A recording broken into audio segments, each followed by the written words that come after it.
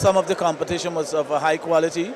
We will have, as a country, to go back and check with our juniors and our schoolboys. If you would have noticed, Suriname won a large share of the juniors. They came here in July.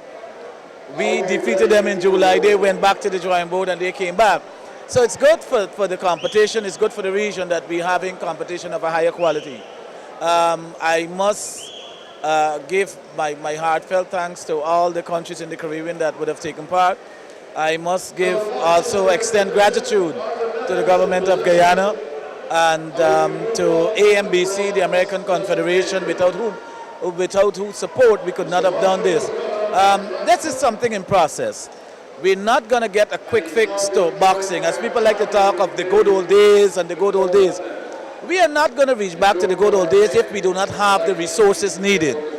We are trying on string budgets, and we've been able to host this twice within 4 years. We would want to do much better, but we can only do that with the resources that is being presented. And trust me, if we have the resources, Guyana will be not only the top in the Caribbean, but the top in Latin America.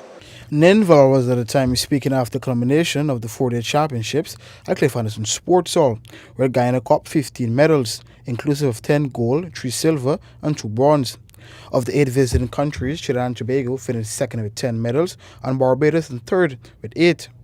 The inspiring performances by some of the youth boxers leaves Ninvalle touting there is better to come. We need these necessary finances to send our boxers to international tournaments, to send our coaches to refresher courses, to have our boxers in camp for a longer period and things like that. We have been able to encamp our team maybe 5 or 6 days before this tournament. That is not adequate anywhere in the world. But they came out, they performed. Girls came out, they performed. Jackman girls, I refer to them as my daughters. I'm very, very proud of them, and we can do better, much better, if we have the resources. Given the magnitude of the championships and the talents congregated, Ninvalle, is also an executive on the International Boxing Association, will be pushing for the body to accept the championships as a qualifier to the Pan American Games. We have started dialogue with AIBA to have this Caribbean Championship be a qualifier for the Pan American Games. I don't want to say too much, but I am very, very optimistic that AIBA will do that and make this Caribbean Championship a qualifier. You know that we have to go to Argentina and Mexico, which is very, very costly to us.